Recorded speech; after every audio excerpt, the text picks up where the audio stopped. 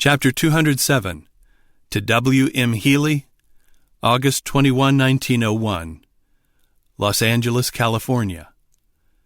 Elder Healey, Dear Brother, I cannot sleep after 1 o'clock. I have words to speak to you. For many years I have been instructed that you are in danger of looking at things in a wrong light. This places you where you are not a wise counselor.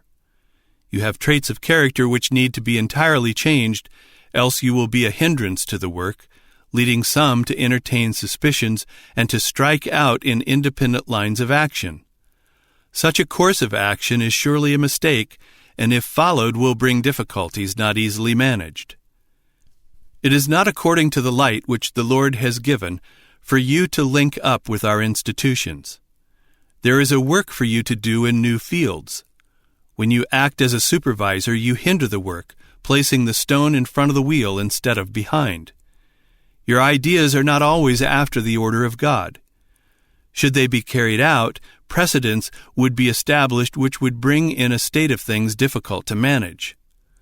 Difficulties would arise which would be charged to the separation of this conference from the conference in the northern part of the state. This separation is right, and it will be a great blessing if unwise minds do not create suspicion, saying, but, and suppose, bringing up this and that danger, making a mountain out of a molehill. If you seek the Lord with the whole heart, He will abide with you. But your temperament is such that it is hard for you to work in Christian union with your brethren.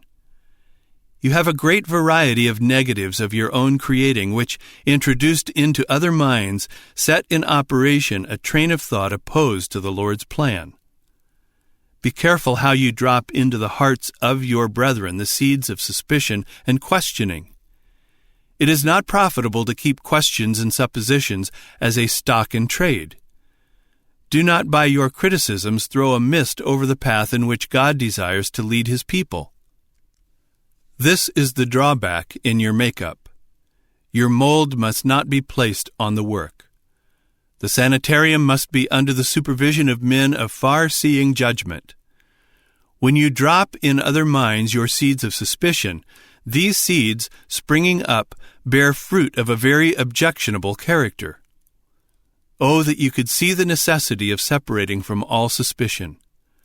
There is nothing in it which advances the work. If you would stand apart from it, you would be far better fitted to handle responsibilities. You have often stood on the negative side, and you will continue to stand there as long as you think that you must invent something of a different order from the work of your brethren. If you would drink from the fountain of living water, this would quench the thirst to have your wisdom regarded as superior. It is not in accordance with the mind of the Lord to encourage suspicion, jealousy, envy, and evil surmising. The Lord desires His people to unite and to look constantly to Jesus. They are to work in sympathy and love, with entire confidence in one another. Christ declares, "All ye are brethren." My brother, the Lord desires you to come into line. Learn to place yourself not in the negative side. Unless your plans are followed, it is as natural for you to do this as to breathe. Your suppositions regarding the position and work of Elders A.T. Jones and E.J. Waggoner were incorrect. Your letters to Elder Butler, to warn him against something, were entirely misleading. He burned these letters so that no one should learn the source of his light.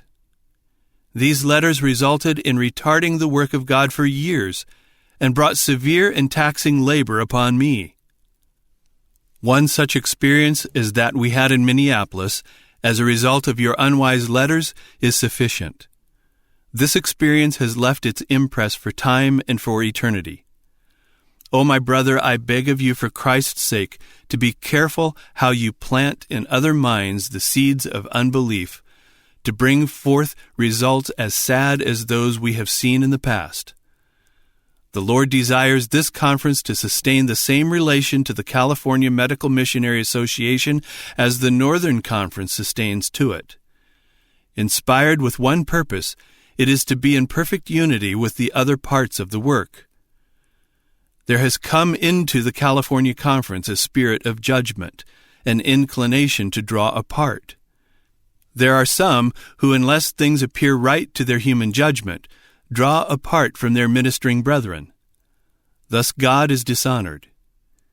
You think you see danger that may be at some time, and you speak words of criticism, sowing seeds which, like mustard seeds, become great trees. Give your mind up to unifying rather than to drawing apart. God desires this criticism which produces tares resembling wheat to be entirely done away. Watch ye therefore, for you know not when the master of the house cometh, at even, or at midnight, or at cock-crowing, or in the morning, lest coming suddenly he find you sleeping. And what I say unto you, I say unto all, watch.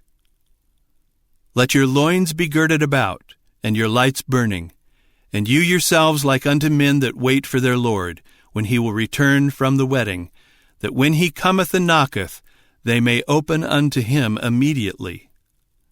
Let every soul note the importance of having a supply of oil. Fill your lamps with holy oil from the 2 olive trees.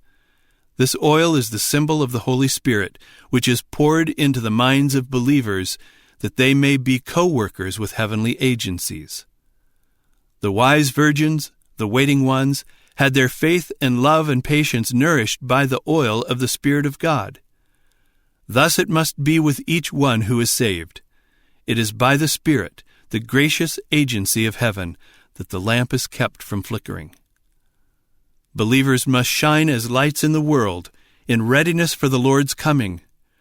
Readiness for the Lord's appearing is now to be earnestly sought for. The church of the living God is to put on her beautiful garments, the white robe of Christ's righteousness, that she may be ready and waiting for the summons.